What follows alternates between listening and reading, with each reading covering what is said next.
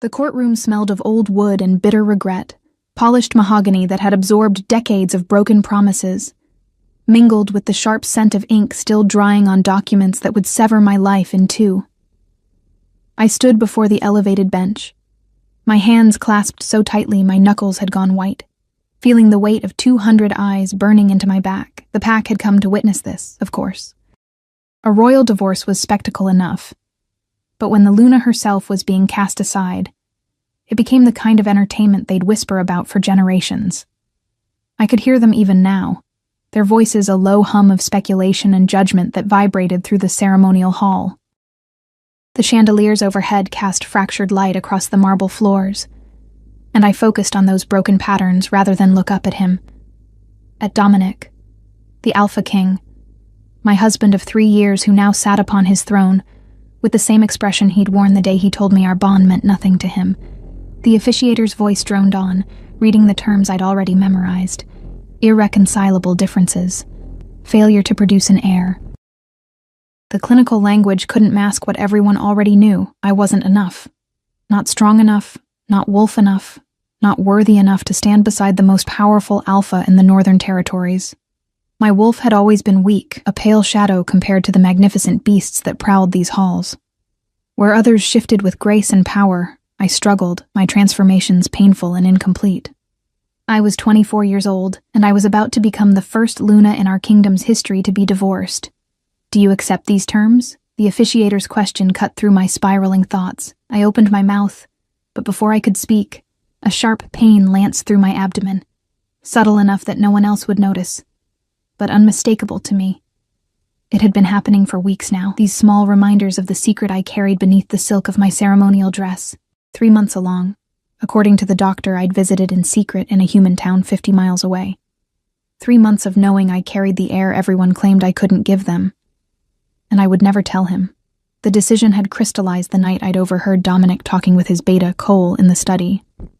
She's a liability, nothing more. The pack needs strength, and she gives us weakness, even if she could give me a child. What kind of wolf would it be with her blood diluting the royal line?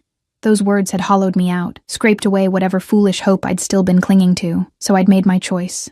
I would leave with my dignity, or what remained of it, and I would raise this child far away from a father who would see them as another disappointment, another weakness to be hidden or managed. I accept, I said, and my voice didn't shake. Small victories. The officiator nodded and turned to Dominic. And you, Alpha King? Dominic rose from his throne, his tall frame commanding even in this moment of ending. His dark hair was pulled back from a face that might have been carved from stone for all the emotion it showed. Those ice-blue eyes that had once looked at me with something resembling warmth now held nothing but cool dismissal. He was 32, in his prime, and already there were rumors about who would replace me. Stronger she-wolves, better bloodlines, women who could give him the dynasty he craved. I accept, he said, and the finality in his voice felt like a door slamming shut on everything I'd tried to build here. The officiator raised his hands. Then, by the authority vested in me by pack law and the ancient codes, I declare this union dissolved. May you both find the paths meant for you. It was done. Just like that. 3 years of marriage, of trying, of slowly watching someone you loved turn into a stranger, erased with a few words and some signatures. The crowd erupted into whispers, and I felt rather than saw several she-wolves shift forward with predatory interest, already circling the newly available king. I was supposed to leave through the side entrance, a concession to spare me the walk of shame through the main hall. But as I turned to go, Dominic's voice stopped me. Elena. My name on his lips still had power, even now. I hated myself for it. I turned back, meeting his gaze across the space that separated us. A space that had been growing for months, maybe years. You'll be given the cottage on the eastern border, he said, his tone businesslike. And a monthly stipend. It's more than generous. Generous. As if money could compensate for being thrown away. As if I wanted anything from him at all. I don't want the cottage, I replied softly, or the stipend. I'm leaving the territory entirely. Something flickered in his eyes. Surprise, maybe? Or was that concern? but it vanished so quickly I might have imagined it. That's not wise. A lone wolf. I'm not a lone wolf, I interrupted, lifting my chin. I'm just no longer your wolf. There's a difference. The crowd had gone silent now, straining to hear this unexpected exchange. Cole stepped forward from his position beside the throne, his hazel eyes worried. He'd always been kind to me, one of the few who had. Elena, the Alpha King is right. It's dangerous out there for someone with... He stopped himself, but we all knew what he meant to say. Someone with your weakness. I'll manage, I said firmly. I let my gaze sweep the crowd one last time, taking in the familiar faces, some pitying, some gleeful, most simply curious. Then I looked back at Dominic. I release you from any obligation to me. Consider yourself free in every sense of the word. I placed my hand over my lower abdomen for just a moment, a gesture that could have meant anything. Could have been nothing. His eyes tracked the movement, but he said nothing. Then I turned and walked toward the side entrance with my head high, even as everything inside me screamed to run. The hallway beyond was mercifully empty, my footsteps echoing off stone walls covered in tapestries depicting the pack's glorious history. History I'd never truly been part of. Not really. I'd been a footnote, a failed experiment, a cautionary tale about marrying for love instead of strategy. The November air bit at my skin as I stepped outside, but I welcomed the cold. It cleared my head, sharpened my focus. I had a bag packed in my old chambers, just the essentials. I'd already arranged everything. A small apartment in a human city 2 states away, a job waiting tables at a diner, a new identity that had nothing to do with wolves or packs or bloodlines. I was halfway across the courtyard when I heard footsteps behind me. Elena, wait. Cole. Of course. He'd always been the one to try to smooth things over, to make the unbearable somewhat bearable. I stopped but didn't turn around. I'm not changing my mind. I know. He came around to face me, his expression pained. I'm sorry. For all of it. You deserved better than what happened here.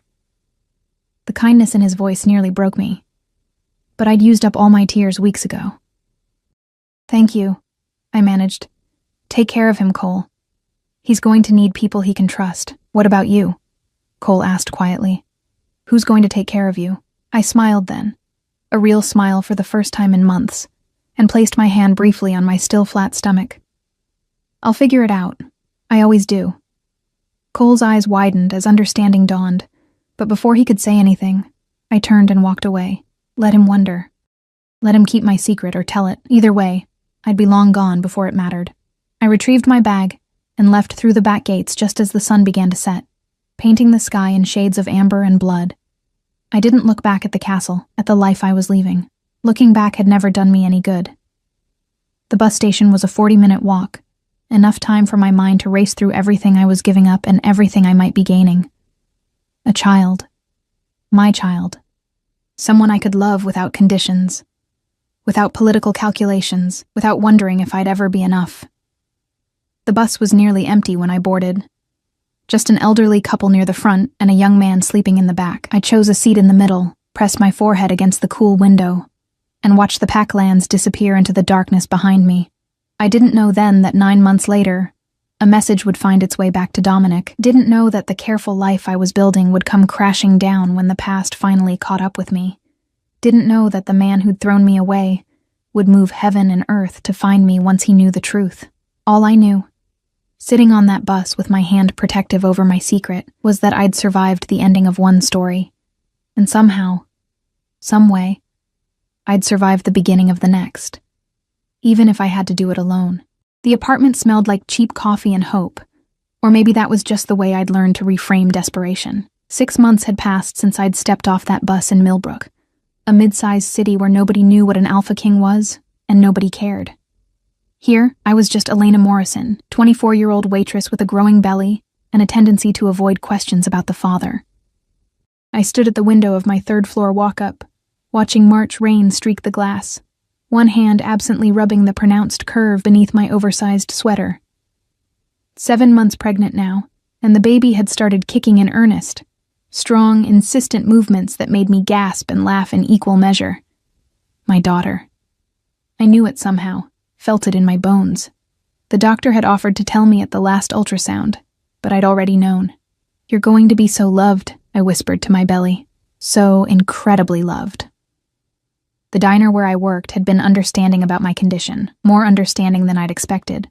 Certainly more than the pack ever would have been. Margie, the owner, was a sturdy woman in her 60s who asked no questions and made sure I never lifted anything too heavy. The regulars had started leaving bigger tips when they noticed my pregnancy. Their quiet kindness a balm I hadn't known I needed. I'd made a life here. Small? Yes. Quiet. But mine. My phone buzzed on the kitchen counter. The cheap prepaid cell I'd bought when I arrived, with only 3 contacts saved. My landlord, the diner, and Dr. Sarah Chen, the obstetrician who'd been guiding me through this pregnancy with patience and humor. I picked it up, expecting an appointment reminder. Instead, it was a text from a number I didn't recognize. "Elena, we need to talk. It's important. Cole." My heart seized. The phone nearly slipped from my suddenly nerveless fingers. No. I'd been so careful. I'd covered my tracks, used cash for everything those first few months, avoided anything that could be traced back to me. How had he found me? And more importantly, why now? Another text came through before I could decide whether to respond or throw the phone out the window. "Please, I'm not here on his orders. You're in danger." Danger. The word sent ice through my veins. I moved away from the window instinctively, my hand protective over my belly. Whatever danger Cole was talking about, it couldn't reach me here.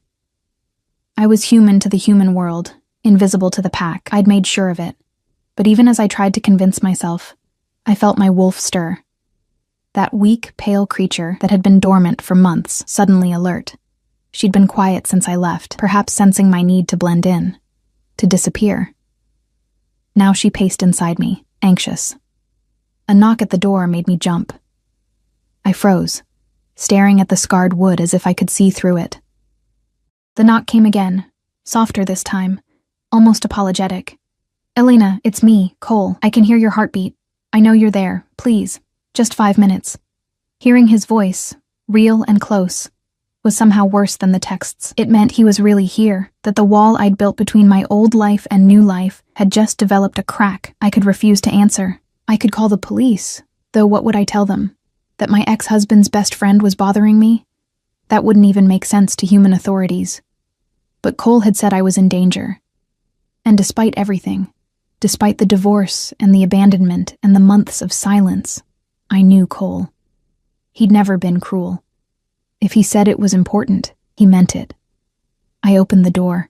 Cole stood in the dim hallway, looking travel-worn and worried. He'd always been more approachable than Dominic, with softer features and eyes that actually reflected what he was feeling. Those eyes widened now as they dropped to my very pregnant belly. "Jesus, Elena," he breathed. "You already knew," I said quietly. "That day in the courtyard. I suspected.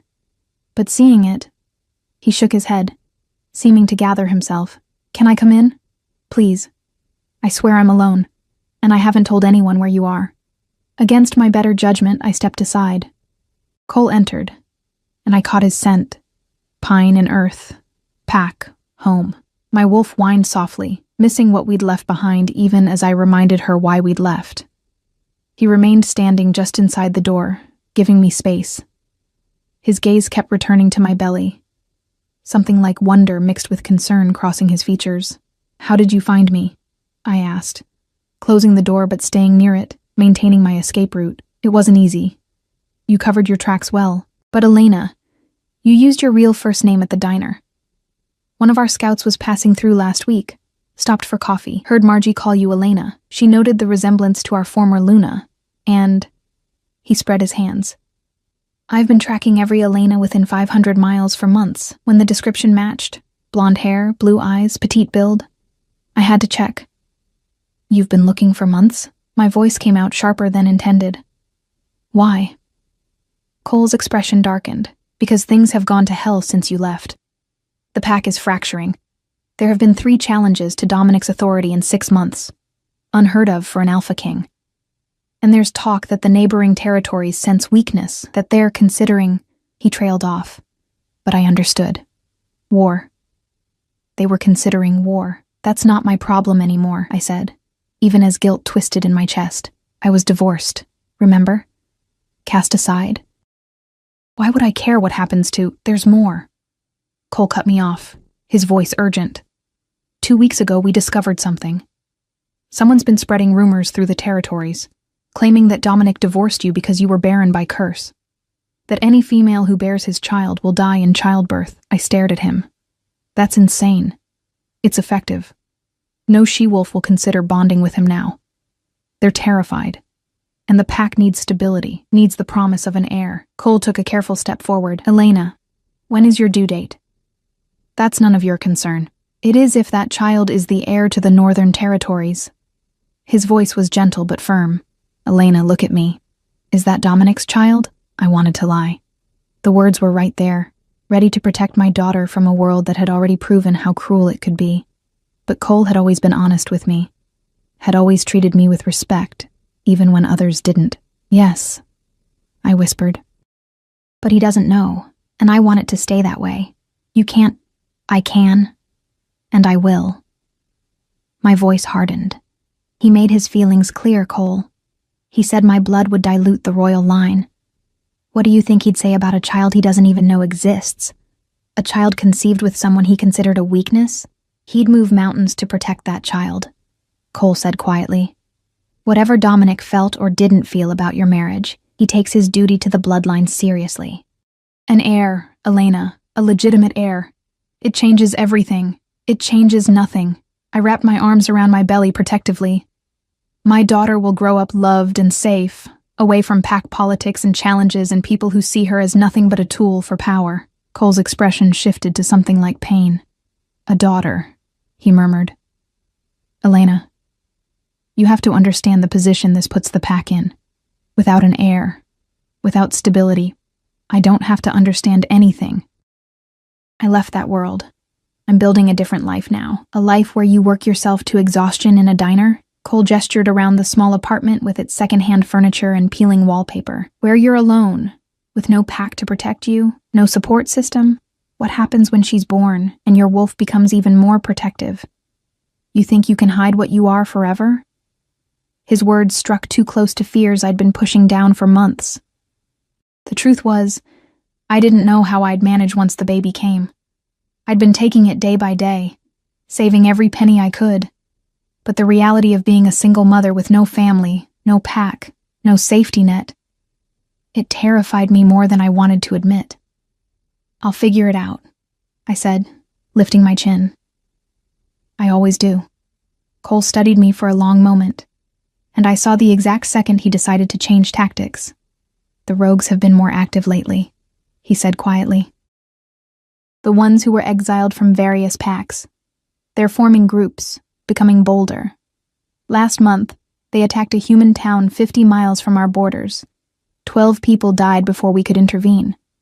My blood went cold. Cole. I'm not trying to scare you. I'm trying to make you see reality. You're vulnerable here, Elena. You and your daughter both. And once she's born, once she starts showing wolf traits, and she will because Dominic's bloodline is strong, you won't be able to hide anymore. The rogues can smell pack wolves, especially royal blood. They'll find you eventually. I sank onto the worn couch, my legs suddenly unsteady. My hand moved over my belly, feeling my daughter kick as if sensing my distress. What do you want from me? Come back. Not to the pack house if you don't want to, but come back to the territory where we can protect you, where I can protect you. Cole crouched in front of me, his expression earnest. You don't have to tell Dominic about the baby. Not yet. Not until you're ready. But let us keep you safe. And if I refuse, his jaw tightened, then I stay here. I'll watch over you myself, even if you hate me for it, because I failed you once, Elena. I saw what was happening to your marriage, saw how Dominic was pulling away and how much it was destroying you, and I didn't do enough to stop it. I won't fail you, or that child. Again, the sincerity in his voice nearly undid me. I'd been so alone for so long, carrying this burden by myself, terrified and pretending I wasn't. The idea of having someone watch my back, of not being quite so alone. It was tempting in a way that scared me almost as much as the danger he was describing. "I need time to think," I said finally. Cole nodded and stood. "I'm staying at the motel on 5th Street, room 23. Call me when you decide. But Elena..." He paused at the door. "Don't take too long. The baby's coming soon, and we're running out of time." After he left, I sat in the growing darkness, my hand still on my belly, feeling my daughter move. She was strong, this child. Stronger than my wolf had ever been. I could feel it in her kicks, in the way my body had carried her with relatively few complications despite my fears. Maybe Cole was right. Maybe I was being selfish, thinking I could do this alone. But the thought of going back, of facing Dominic, of watching him dismiss our daughter the way he'd dismissed me, I didn't know if I was strong enough for that. My daughter kicked again, harder this time, right beneath my palm. "What should I do?" I whispered to her. "What's best for you?" She didn't answer, of course. But as I sat there in my small apartment, feeling the weight of decisions I wasn't ready to make, I realized that for the first time in months, I wasn't just thinking about survival, I was thinking about what came next. And that terrified me more than anything else. The diner's fluorescent lights hummed overhead, casting everything in that particular shade of artificial brightness that made the world feel slightly unreal. I was wiping down table 6 for the 3rd time, my back aching and my feet swollen, when Margie appeared beside me with a cup of chamomile tea and a knowing look. "Sit," she ordered, pulling out a chair. "You've been on your feet for 5 hours straight." "I'm fine, Elena." Her tone left no room for argument. "Sit down before you fall down. That baby doesn't need you being stubborn." I sank into the chair gratefully, accepting the tea. It had been 3 days since Cole's visit. 3 days of sleepless nights and circular thoughts that led nowhere. I hadn't called him. Hadn't decided anything. I was in limbo, waiting for... What? A sign? Divine intervention? Boy troubles? Margie asked, settling into the chair across from me with her own coffee. I nearly laughed. Something like that. The father? I'd never told her about the father, had deflected every gentle question with vague answers about it being complicated, about him being out of the picture. But there was something about Margie, maybe her steady presence, maybe the mother-shaped hole in my life that she'd been quietly filling. That made me want to be honest. "My ex-husband," I admitted quietly. "His friend found me. Wants me to come back." Margie's eyebrows rose, but she didn't interrupt. "I left because the marriage was toxic. Because he made it clear I wasn't enough, would never be enough. I found out I was pregnant after we'd already separated, after the divorce was finalized. And I chose not to tell him because I couldn't bear the thought of him rejecting our child the way he rejected me. But now the friend says you're in danger staying here alone," Margie finished, reading between the lines with a perception that came from decades of watching human nature play out across diner tables. Something like that. "Are you? In danger?" I thought about the rogues Cole had mentioned, about the wolf growing inside me who would need protection I might not be able to provide. Maybe. Probably. I don't know. Margie was quiet for a moment, sipping her coffee. Then, "My daughter died when she was 26. Cancer. She had a little girl, barely 3 years old. Her ex-husband, my granddaughter's father, he was a piece of work. Neglectful, selfish, couldn't be bothered. But when my daughter got sick, when she knew she was dying, you know what she did. I shook my head, my throat tight. She swallowed her pride and called him, made arrangements for him to take custody, because as much as she hated him, as much as he'd failed her, she knew her daughter needed more than what she could give from a hospital bed. She chose her child's safety over her own pain." Margie's eyes were bright with old grief. "I'm not saying go back to a man who hurt you. I'm saying that sometimes loving someone means making choices that cost us everything." Before I could respond, the diner door chimed. I looked up and felt my world tilt sideways. Dominic stood in the doorway. He looked different than I remembered. Thinner, with shadows under those ice-blue eyes that spoke of sleepless nights. His dark hair was slightly longer, less carefully maintained. He wore jeans and a leather jacket instead of his usual formal attire, but there was no mistaking the power in the way he carried himself, the authority that made even the human patrons glance his way nervously without understanding why. Our eyes met across the diner, and I watched his gaze drop to my belly. 8 months pregnant now. Impossible to hide or dismiss. I saw the exact moment understanding hit him. Saw his face go white, then flush, then blank with the kind of shock that steals words and breath and reason. "Oh, hell," Margie muttered beside me. Dominic crossed the diner in 4 long strides, ignoring the other customers. His focus narrowed to me with an intensity that made my wolf finally wake up fully. She'd been drowsy for months, subdued. Now she surged forward, recognizing her mate, wanting him despite everything my human side knew was true. "Elena." My name came out rough, barely above a whisper. "Tell me that's not—" "You need to leave." I stood, putting the table between us, one hand protectively over my belly. My daughter was kicking frantically, responding to the presence of her father even though she'd never known him. "You have no right to be here." "No right?" His voice rose, drawing startled looks from the other diners. "That's my child, Elena. How could you? How could you keep this from me, the same way you kept your contempt from me for 3 years? I shot back, my own anger rising to meet his, the same way you stood in that courtroom and divorced me without a second thought. You made your choice, Dominic. I made mine. I didn't know you were pregnant. You didn't care enough to find out. The words tore out of me, raw and painful. You wanted me gone. You got your wish. You don't get to show up now and pretend you have some claim. She's my daughter." The words echoed through the suddenly silent diner. Dominic's chest was heaving, his control fraying in a way I'd never seen. "I can feel it, Elena. I can feel her. She's mine, and you kept her from me." "All right, that's enough." Margie stood, all 5'2" of her stepping between us like she could stop an alpha king through sheer force of will. "I don't know what kind of drama you people have going on, but this is my establishment, and you're upsetting my customers. And more importantly, you're upsetting my girl. So either you calm down and have this conversation like civilized adults, or you take it outside. Your choice." Dominic looked at Margie like he'd never been spoken to that way in his life, which he probably hadn't. For a moment I thought he might argue, might let his authority as Alpha King override basic human courtesy, but something in Margie's unflinching stare must have reached him, because he took a step back, his jaw working. "Outside," he said tightly, his eyes on me. "Please. Elena, please. Give me 5 minutes." Every instinct screamed at me to refuse, to maintain the distance I'd fought so hard to create. But I could feel my daughter moving inside me, could feel the pull of the bond that I'd tried to ignore for 8 months. And I knew that running would only postpone the inevitable. 5 minutes, I agreed. "Then you leave and don't come back." I grabbed my coat and followed him out into the April evening. The air was cool and damp, carrying the promise of rain. We walked to the parking lot behind the diner, where his rental car sat alone under a flickering streetlight.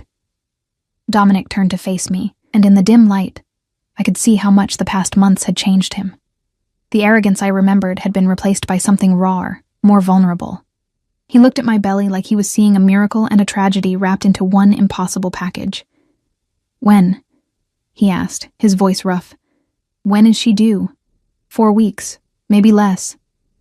"And you weren't going to tell me?" It wasn't a question. "No." I lifted my chin, refusing to apologize. "I wasn't." "Why?" The word broke on something that sounded dangerously close to pain. "Elena, why would you keep my child from me?" "Because you didn't want me." The truth burst out of me, sharp and cutting. "You made that abundantly clear, Dominic. I was a weakness, a liability. My blood would dilute the royal line, remember? You said that. I heard you say that to Cole, so tell me, why would I bring a child into a world where her own father would see her as a disappointment before she even took her first breath?" Dominic flinched like I'd struck him. "I never said—" "You did. You said exactly that.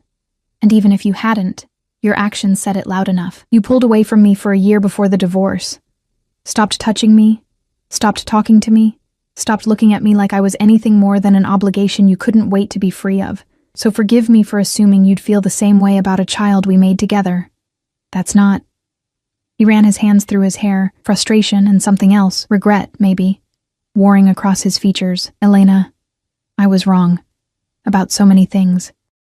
I was under pressure from the council, from the pack, From everyone saying I needed a stronger Luna. And instead of fighting for you, instead of telling them all to go to hell, I let them convince me they were right. I let them convince me that what we had wasn't enough.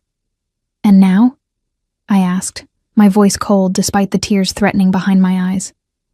Now that there's an heir in the picture, suddenly I'm worth fighting for? Now I know what I lost, he said quietly. Cole told me you'd gone, just gone, completely off the radar, and I told myself it was for the best, that you'd be happier away from pack politics. But Elena, I haven't had a single peaceful night since you left. The pack is falling apart. I'm falling apart. And then Cole came back 2 days ago and told me about the baby, told me where you were, and wait. I held up a hand, my mind catching on something. 2 days ago? Cole said he wouldn't tell you. He promised. He kept that promise for as long as he could. But things have escalated. The neighboring territories are mobilizing. There's going to be a war, Elena, and soon. The rogues attacked another human settlement 3 days ago, closer to our borders this time. They're testing our defenses, looking for weakness. And they know about you. My blood turned to ice. How? Someone in the pack leaked information. We don't know who yet. But the rogues know the former Luna is pregnant and unprotected. They know where you are. Or they will soon. Cole couldn't keep your location secret anymore. Not if it meant leaving you and our daughter exposed. Our daughter. The casual possessive in his voice made something in my chest ache. So you came to what? Take us back by force? Claim your heir and put us under guard? I came to beg. The words were so unexpected, coming from someone who'd never begged for anything in his life, that I nearly didn't process them. I came to ask you, to plead with you, to let me protect you both, not as Alpha King to former Luna, as a father who just found out he has a daughter, and as a man who realized too late that he destroyed the best thing that ever happened to him. I stared at him, searching for the trap, the manipulation, the political calculation, but all I saw was raw honesty and a fear that matched my own. I don't trust you, I whispered. I can't. I know. I don't deserve your trust. But Elena, our daughter, she deserves to be safe. She deserves to grow up knowing both her parents, knowing her heritage, knowing the pack that will one day be hers to lead. I'm not asking you to forgive me, or to come back as my Luna. I'm asking you to let me keep you both alive. A drop of rain hit my face, then another. Within seconds it was pouring, cold spring rain that soaked through my coat in moments. Dominic moved instinctively to shield me, his body between me and the worst of the storm. Even now, even after everything, his protective instinct was automatic. My daughter kicked hard, as if voicing her own opinion on the matter. I pressed my hand to where I could feel her, this strong little life who deserved so much more than the fear and uncertainty I'd been living with. If I agree, I said slowly, it's on my terms. I'm not coming back as your Luna. I'm not rejoining the pack. I'm coming back as a mother protecting her child. Nothing more. Agreed. And you don't get to make decisions about our daughter without me. Not her name, not her upbringing, not her future. We do this together, as parents, or we don't do it at all. Agreed. His voice was thick with something I was afraid to name. Elena, I swear to you, I will spend the rest of my life proving that I can be the father she deserves. That I can be— Don't, I interrupted. Don't make promises about us. There is no us anymore. There's just two people trying to do right by their child. The light in his eyes dimmed, but he nodded. I understand. When do we leave? Tomorrow. I have security waiting. Cole and 3 other trusted wolves will drive you back to the territory under guard. You'll have your own residence, separate from the pack house. Privacy, independence, everything you need for the baby. I looked back at the diner, at the warm light spilling out into the rainy darkness. I'd been happy here, in my small way. I'd been safe. But Margie's words echoed in my mind. Sometimes loving someone means making choices that cost us everything. Okay, I said finally. We'll go tomorrow. Dominic's relief was palpable. Thank you, Elena, thank you. I turned to go back inside, but his hand caught my wrist gently. I looked back at him, at this man who'd been my husband, my heartbreak, the father of my child. For what it's worth, he said softly. I'm sorry. For all of it. I know that doesn't change anything, but I need you to know. I'm sorry. I pulled my wrist free and walked back into the diner without responding. Some apologies come too late to matter. Some wounds cut too deep to heal with words, but as I dried off in the bathroom and felt my daughter settling down inside me, I realized something had shifted. The future that had seemed impossible just hours ago now had a shape, a direction. Whether that direction led toward healing or more heartbreak, only time would tell. The cottage sat on the edge of the eastern forest, far enough from the pack house to feel like exile, but close enough that I could see the main compound's lights through the trees at night.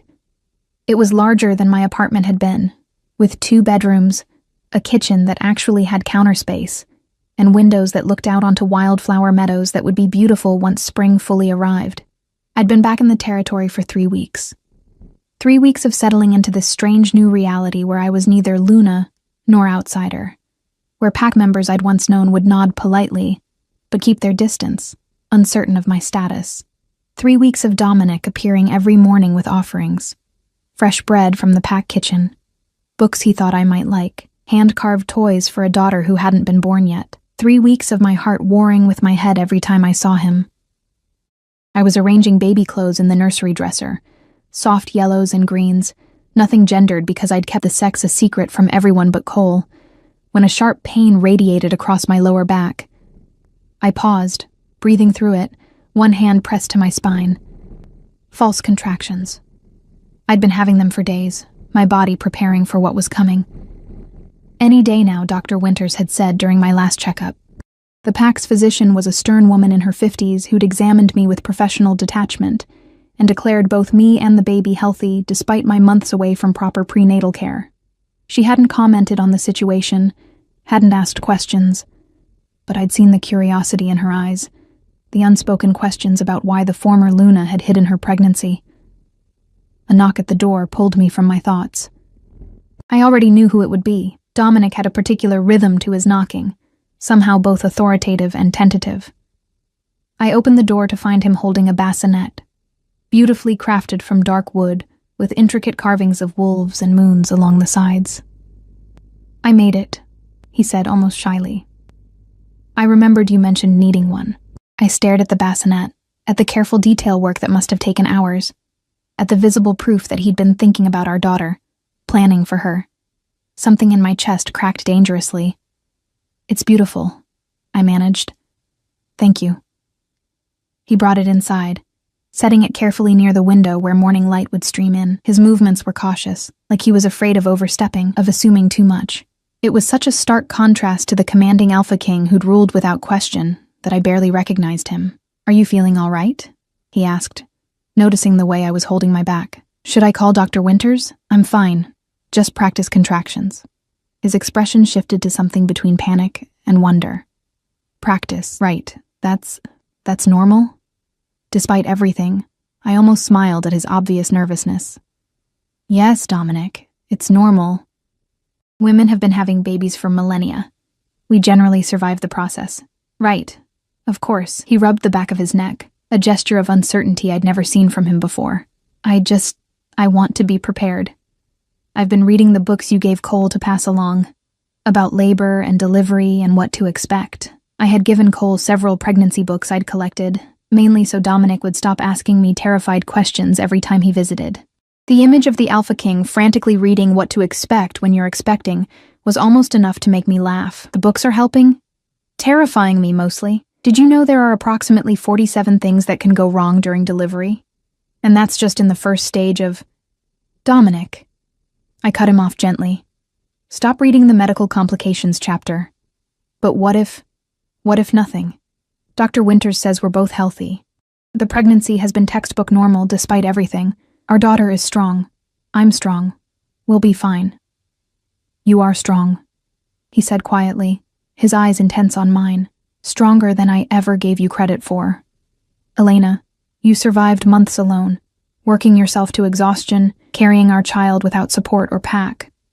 I don't think I fully understood what that meant until now, what you endured because of my mistakes. I looked away, uncomfortable with the raw emotion in his voice. I did what I had to do. You did what I should have made unnecessary. He took a step closer, then stopped himself, maintaining the careful distance we'd established. "I've been thinking about what you said. About hearing me tell Cole your blood would dilute the royal line. Don't." I didn't want to revisit that pain, that memory of feeling worthless. "I need to say this. Please." He waited until I met his eyes again. I was repeating what the council had been drilling into me for months. They were convinced we needed a stronger Luna, someone with warrior blood or alpha lineage. And I was so focused on being what everyone expected, the perfect king, the strategic leader, that I lost sight of what actually mattered. You mattered, Elena. Our bond mattered, and I destroyed it because I was too much of a coward to fight for it. Why now? The question came out harsh. Why do you care now, when you didn't care then? I always cared. I was just too stupid to realize how much until you were gone. He ran a hand through his hair, frustration evident. The pack started falling apart almost immediately. Challenges to my authority, unrest in the outer territories. Pack members questioning my judgment. Cole finally made me see that it wasn't your weakness that was the problem. It was mine. My inability to stand by my choices, to protect what was mine. The pack sensed that weakness, and they responded accordingly. "So you want me back to stabilize your rule?" The old hurt crept back in, sharp and familiar. "No. God, no, Elena. I want you back because every morning I wake up, and the first thought I have is of you, because I dream about you every night. And in those dreams, we're still together, still whole, because I look at that bassinet I made and I think about our daughter sleeping in it. And I can't breathe for how much I want that. Want us to be a family, want to do this together. Want to deserve the second chance you're giving me just by being here." The intensity in his voice made my wolf surge forward, desperate to close the distance between us, to accept what he was offering. But I held firm, remembering all the nights I'd cried alone, all the moments I'd doubted myself because of his rejection. "You hurt me," I said simply. "You hurt me in ways I'm still trying to heal from. And I won't risk our daughter growing up watching her father reject her mother. She deserves better than that. She does. You both do." Dominic's voice was rough. "I'm not asking you to forget what I did. I'm not even asking you to forgive me, not yet. I'm just asking you to let me prove that I can be better, that I can be the mate you deserved from the beginning." Before I could respond, another pain lanced through my back, stronger this time, wrapping around to my abdomen. I gasped, gripping the dresser for support. Dominic was beside me instantly, his hands steadying me. "Elena? What's wrong?" "Nothing's wrong," I managed, breathing through the contraction. I think this might be it. Real labor, not practice." His face went pale. "Now? But it's too early. You're not due for another week, and Dr. Winters said first babies usually come late, and—" "Dominic," I squeezed his hand, partly for support and partly to ground his rising panic. "Babies come when they're ready. Call Dr. Winters, and Cole, and whoever else needs to know. Our daughter has decided she's done waiting." The next hours blurred together in waves of pain and pressure, and Dominic's constant presence. "Doctor." Winters arrived within 20 minutes, converting my bedroom into a makeshift delivery room with an efficiency that suggested she'd done this countless times. Cole came too, stationing himself outside with 3 other wolves, creating a security perimeter that would have been comforting if I'd had the mental space to care about anything beyond the labor consuming me. Dominic refused to leave my side. He held my hand through contractions, let me squeeze until I must have been bruising him, offered ice chips and encouragement and apologies that I was too focused on breathing to process. His fear was palpable. I could feel it through the bond that had never fully broken despite the divorce, but he channeled it into being exactly what I needed. Steady, present, unshakable. "You're doing amazingly," he murmured during a brief respite between contractions, brushing sweat-dampened hair from my forehead. "So strong, Elena. So incredibly strong. Tell that to my body," I gasped. "Because right now it feels like I'm being torn in half." "You're at 8 centimeters, Dr. Winters announced from her position at the foot of the bed. "Almost there. Another hour. Maybe less." Another hour felt like an eternity, and an instant all at once. The pain crescendoed until I couldn't think past it, couldn't focus on anything except the primal need to push, to bring my daughter into the world. Dominic's voice was an anchor, talking me through each contraction, reminding me to breathe, telling me I could do this. "I can see her head," Dr. Winters said, her professional calm cracking slightly with excitement. "One more big push, Elena. You're almost there."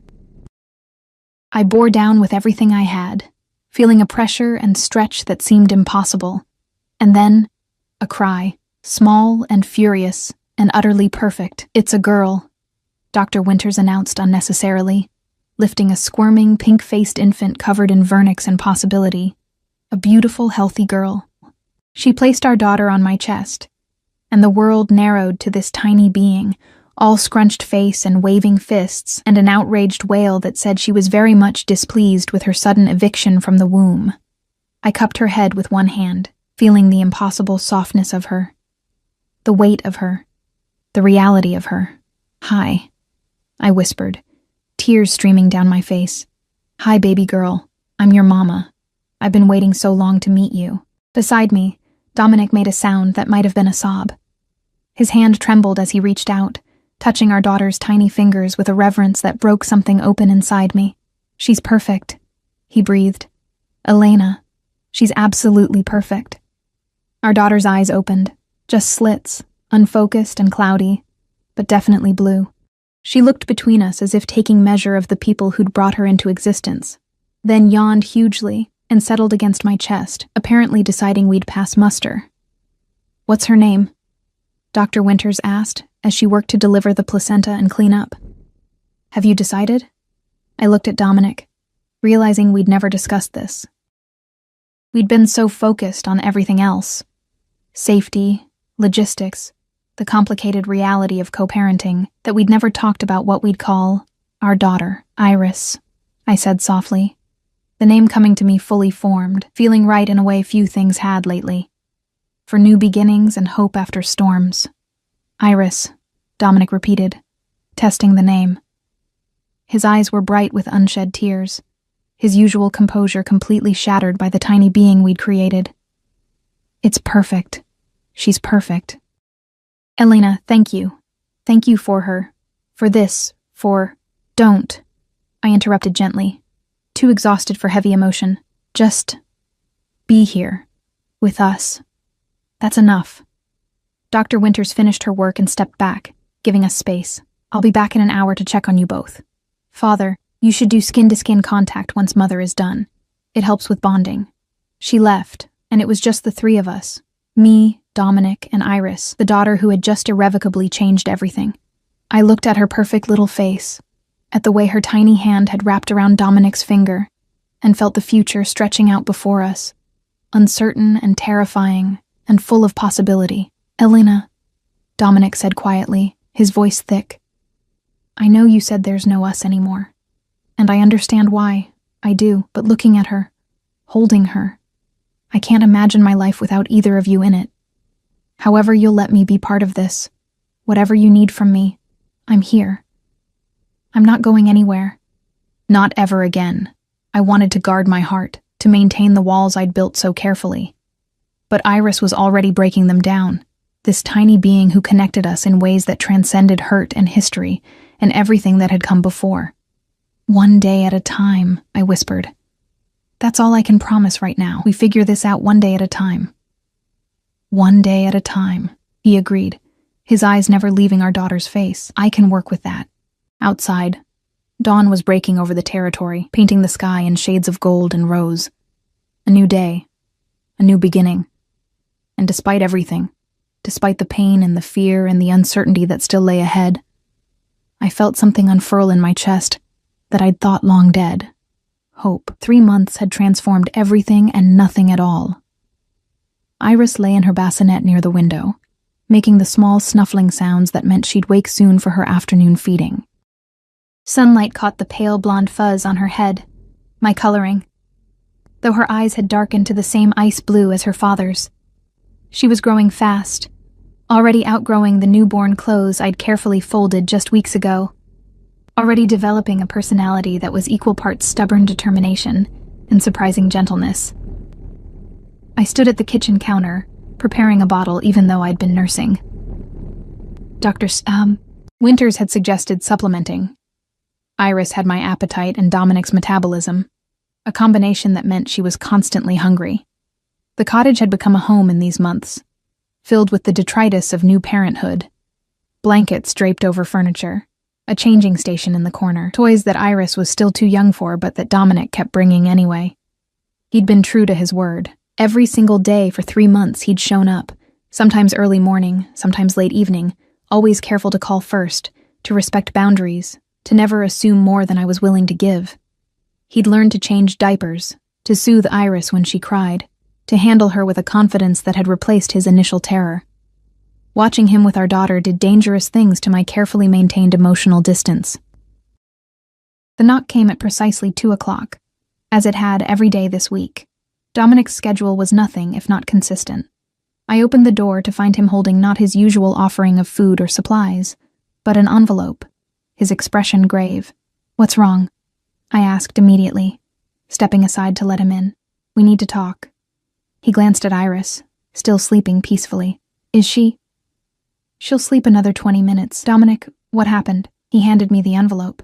Inside was a formal document, ornate script on heavy paper that I recognized immediately as official PAC correspondence. My eyes scanned the text, my stomach sinking with each line. Petition to the Alpha King regarding the status and legitimacy of the heir apparent, Iris Blackthorne. Submitted by Council Elder Raymond Thorne and seconded by... The list of names went on, nearly a third of the PAC Council. "They're challenging her legitimacy," I said numbly, because we were divorced when she was born. Technically, yes, Dominic's jaw was tight with barely contained rage. They're arguing that since we weren't bonded at the time of her birth, she can't be considered the true heir, that any claim to succession is invalid. But you're her father. DNA doesn't lie.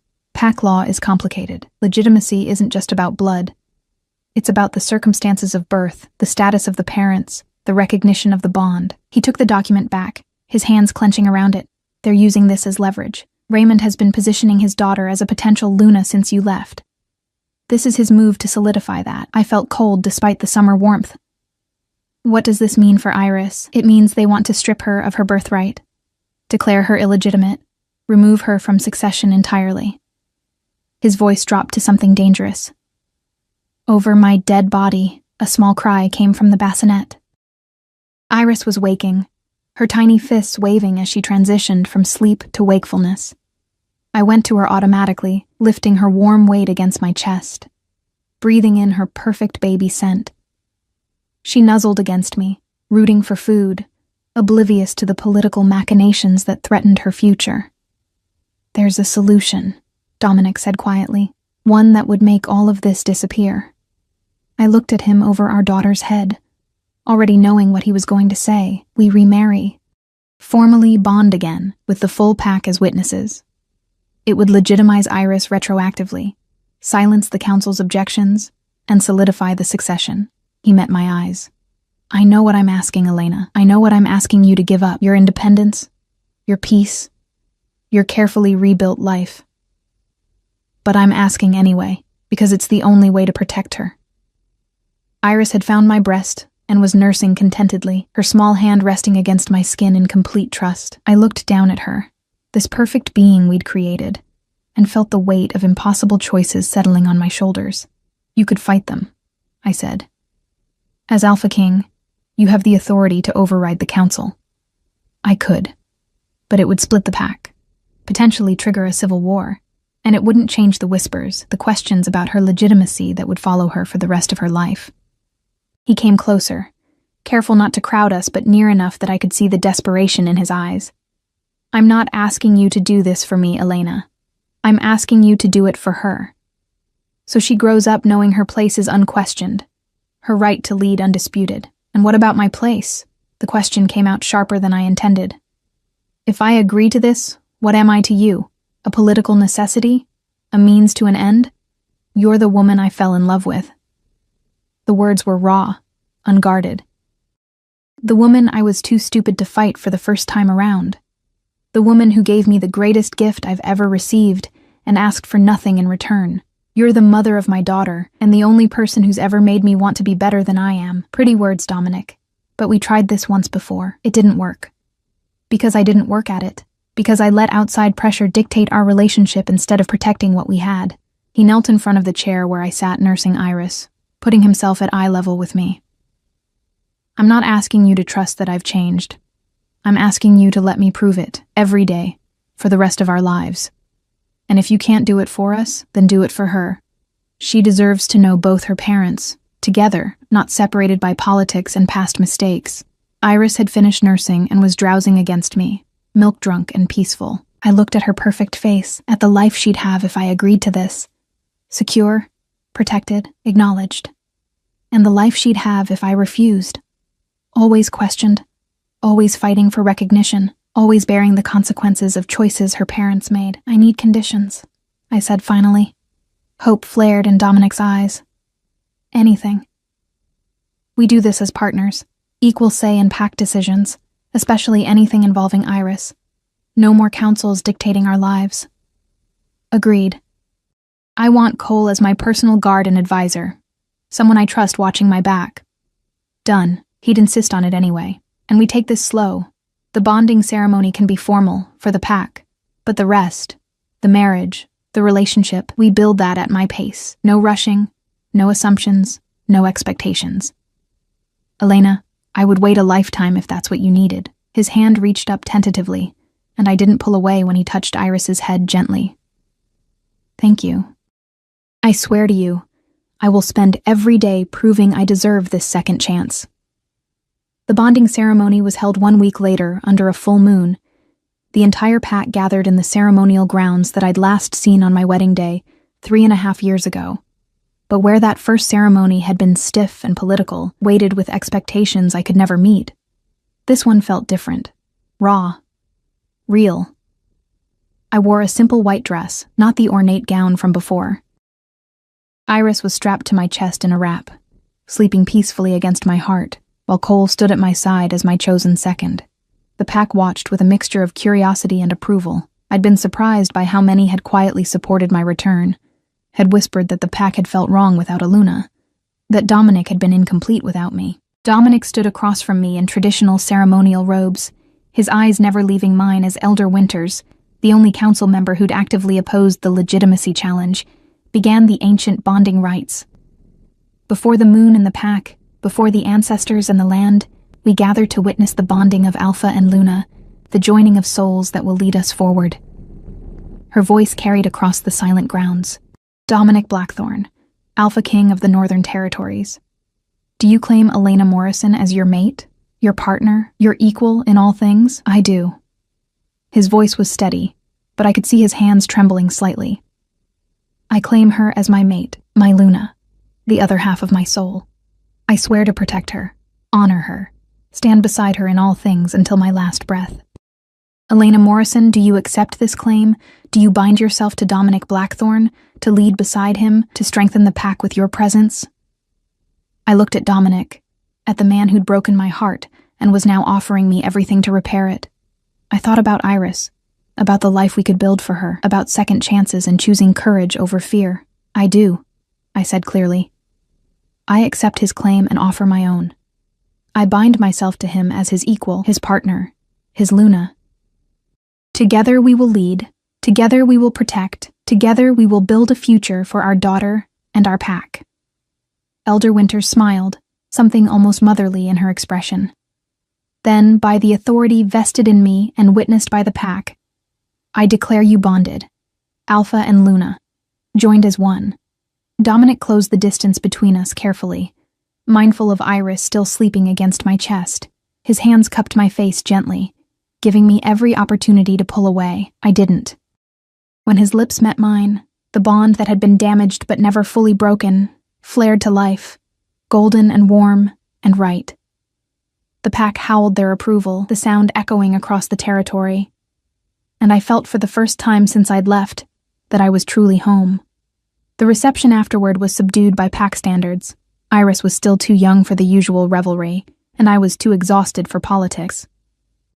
But as I sat in the place of honor beside Dominic, our daughter finally awake and being passed carefully between PAC members who cooed over her, I felt something settle inside me.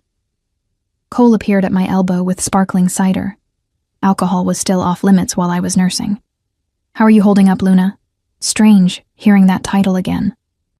Strange good or strange bad? I watched Dominic across the room. Saw him gently take Iris from Elder Raymond's daughter. The same one who'd been positioned as his potential Luna, and the way his entire face softened as he looked at our daughter. Strange hopeful, I admitted. Is that foolish? Not foolish. Brave. Cole took a sip of his own drink. For what it's worth, I've known Dominic my entire life. I've never seen him like this. Focused, determined, genuinely trying to be better. You and Iris, you've changed something fundamental in him. People don't really change, Cole. Maybe not, but they can choose to grow, and he's choosing it. Every day. That has to count for something. Before I could respond, a commotion near the entrance drew everyone's attention. 3 wolves I didn't recognize entered, their travel-worn clothes and aggressive postures immediately setting off alarm bells. The celebration died down as Dominic handed Iris quickly to Elder Winters and moved to intercept them. State your business, he said, his voice cold with alpha command. The lead wolf, a scarred man with gray streaking his temples, bared his teeth in what might have been a smile. We come with a message from the Rogue Coalition. Your territories are no longer safe. Your pack is weak. Surrender now, and we'll let most of your people live. Resist. His eyes found me across the room, lingering on me with an intensity that made my skin crawl. And we'll take everything you love and make you watch it burn. The threat hung in the air like poison. I watched Dominic's entire body go rigid, watched the Alpha King emerge fully. All traces of the gentle father vanished beneath cold fury. You come into my territory during a bonding ceremony and threaten my Luna. His voice dropped to something dangerous. You have 10 seconds to leave before I paint these walls with your blood. The rogues laughed, but it was brittle. They'd underestimated him, expected the weakened alpha they'd heard rumors about. They hadn't counted on what a man with everything to lose could become. We're leaving, the lead rogue said, but his eyes stayed on me. But we'll be back, and next time, we're not asking permission. They left, and the celebration was effectively over. Pack members began filing out, muttering among themselves about security and defenses. Dominic crossed immediately to where I stood with Iris now back in my arms, his hands gentle even as his eyes blazed with protective fury. We need to increase security around your cottage, he said. Triple the guard, set up perimeter alarms, or, I interrupted quietly, we could stop pretending we're separate, move into the pack house properly, present a united front instead of this half measure we've been doing. He stared at me. Elena, I don't want you to feel pressured. I'm not. I'm being practical. If the rogues are mobilizing, if they're targeting me specifically, then hiding in a cottage on the border is stupid. We're bonded now. We have a daughter to protect. It's time to stop letting fear dictate our choices. A slow smile spread across Dominic's face, the first genuine one I'd seen all evening. Are you sure? I looked at Iris, then at him, then at the pack house visible through the windows, imposing and political and everything I'd run from, but also, potentially, everything I could help reshape into something better. I'm sure. Besides, Iris needs to grow up knowing her home, her pack, her place in all of this. Can't do that from a cottage. That night, after Iris was settled in the nursery that had been prepared in the Alpha's quarters, after the security measures were increased and the pack council briefed on the rogue threat, I stood on the balcony overlooking the territory and felt the weight of my choices settling into something like peace. Dominic came to stand beside me, careful to maintain space, still honoring my request for slowness. Regrets? He asked quietly. Ask me in a year. Fair enough. He was quiet for a moment. Elena, I know I keep saying this, but I need you to hear it. What happened before? The divorce, the rejection, all of it. It was the worst mistake of my life. Not a day goes by that I don't think about what I put you through, what I made you endure alone. If I could go back, but you can't. I interrupted gently. None of us can. We can only move forward, choose better, be better. For her, if not for ourselves. For all of us. Elena, he corrected softly. I'm choosing better for all of us. You, me, Iris, we're a family now. And I will protect that with everything I have. Inside, Iris began to cry. The specific wail that meant she was hungry again. I moved to go to her, but Dominic's hand on my arm stopped me. "Let me," he said. "I'll bring her to you. You rest for just a moment more." I watched him go. This man who'd been a stranger and a husband and a heartbreak and was now, tentatively, becoming a partner. The future stretched out uncertain before us. Rogue threats and pack politics and all the complications of two broken people trying to build something whole. But as I stood there under the moon that had witnessed both our first bonding and our second, I felt something I hadn't allowed myself in nearly a year. Not just hope, but belief. Belief that we could make this work. That Iris would grow up knowing both her parents loved her, loved each other, would move mountains to protect their family, that the mistakes of the past didn't have to define the possibilities of the future. Dominic returned with our daughter, and I took her, settled into the rocking chair that had been placed by the window. As Iris nursed and Dominic sat nearby, reading through security reports but always with one eye on us, I realized something fundamental had shifted. I wasn't the rejected Luna anymore, running from pain and rejection. I was Elena Blackthorne, mother, partner, Luna, not because someone gave me the title, but because I claimed it myself. I was the woman who'd survived abandonment and built a life from nothing, and come back not as a victim, but as someone who knew her own worth. The rogues would come. The council would continue their machinations. There would be challenges and threats and moments when I'd question everything all over again. But tonight, with my daughter in my arms and her father beside me, and the pack's heartbeat thrumming through the bond that connected us all, I felt ready. Ready for whatever came next, because this time, I wasn't facing it alone. This time, I had everything I needed to not just survive, but to thrive. And our daughter, strong, perfect Iris, she would grow up knowing that her mother had been knocked down and gotten back up, that her father had made mistakes, but learned from them. That love, real love, wasn't about perfection. It was about choosing each other, again and again, even when it was hard, especially when it was hard. 6 months later, the territory was more secure than it had been in years. The rogue threat had been neutralized. A combination of strategic alliances, shows of force, and Cole's brilliant intelligence work had dismantled the coalition before they could launch their planned attack. The pack was stable, unified under leadership that had proven its strength not through dominance but through genuine partnership.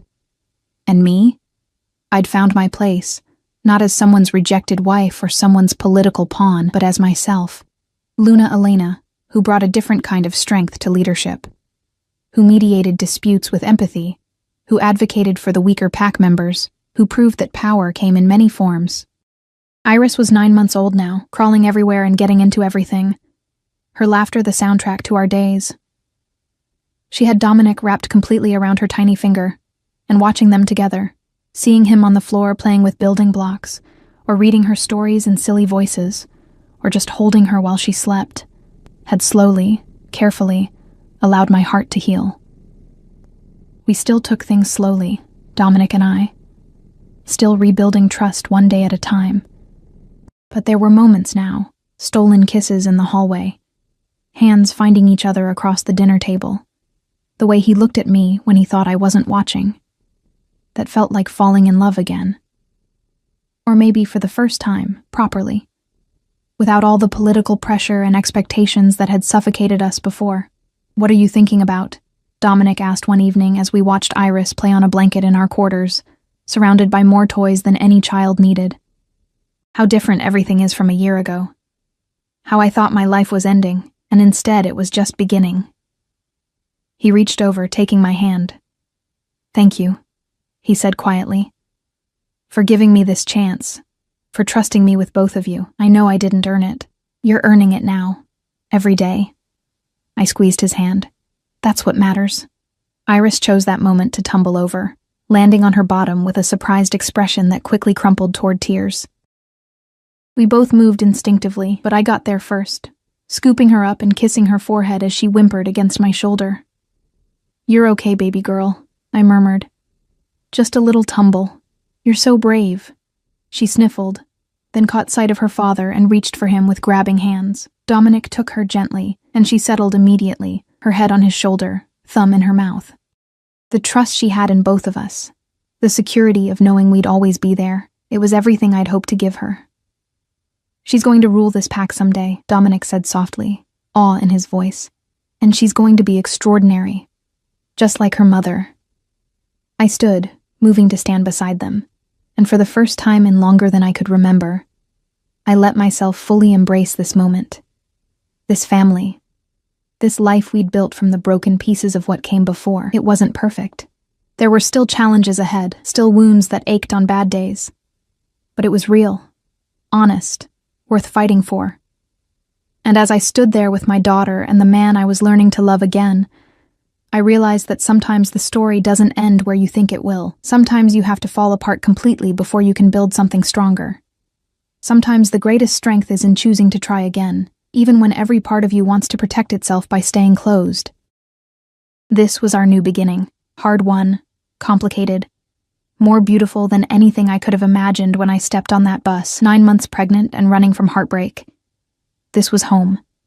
This was family.